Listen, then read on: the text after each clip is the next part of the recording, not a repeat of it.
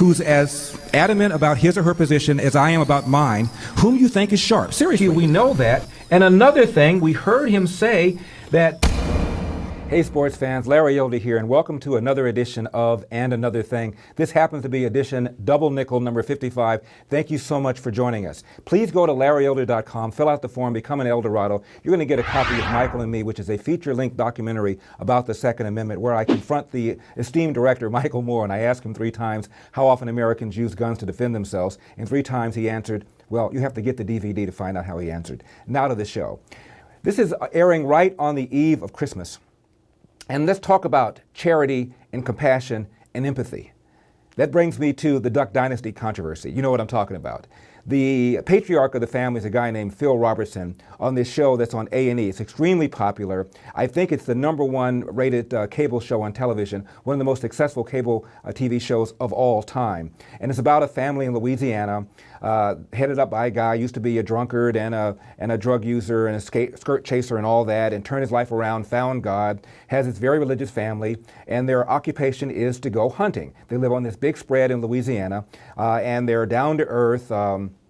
People that call them like you see them, no PC, which is why they are so intriguing. So the patriarch of the family, Phil Robertson, gives an interview to GQ, Gentleman's Quarterly. And in it, he says all sorts of things. Had I been reading the article and I didn't know about the controversy, I would have thought a different part of the article would have been the most controversial. But instead, this is the part that apparently is the most controversial. May I read it to you? Thank you. It seems to me like a vagina as a man would be more desirable than a man's anus. Pardon my language, this is what he said. That's just me. I'm just thinking, there's more there. She's got more to offer. I mean, come on, dudes. You know what I'm saying? But hey, sin. It's not logical, my man. It's just not logical, end of quote. Now, remember, this program is about a very religious family led by this guy. So, had I read that, had I not known about the controversy, I would have said, well, I know a lot of guys that feel that way. I think almost every heterosexual man thinks, what is it about a man that another man would find attractive? And that's all he was saying. So I don't see how that would have been a problem. I would have said had I been reading the article. But then it continued. And he says this, start with homosexual behavior and just morph out from there. Bestiality, sleeping around with this woman and that woman and those men. And then he paraphrases Corinthians and he says, don't be deceived, neither the adulterers, the idolaters, the male prostitutes, the homosexual offenders, the greedy, the drunkards, the slanderers, the swindlers, they won't inherit the kingdom of God. Don't deceive yourself.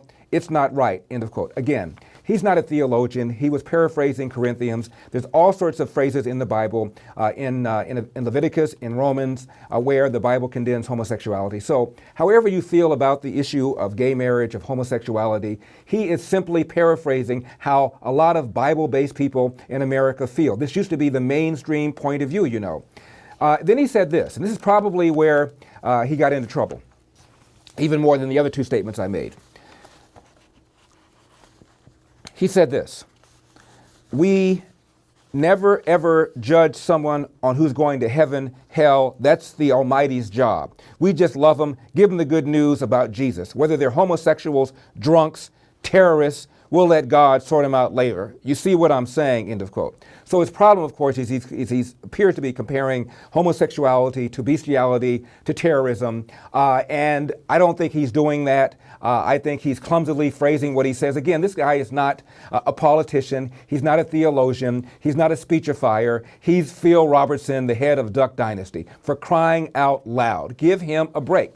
This is the same kind of nonsense, zero tolerance for people that are of the wrong part of the country, the South, wrong religion, Christian, and engage in an activity that is not politically protected by the left, and that is hunting. So this guy's got the big 3. He's got all of them. Same thing that happened. I hope you enjoyed this small excerpt. If you want to see the full video, got to be an Eldorado. Go to my website, LarryYoder.com, log in, fill out the form. It'll cost you about $4.75 a month, or about the price of a mocha frappuccino latte at your favorite coffee house. As you can tell, I don't like coffee. I'm a tea drinker. See you next time.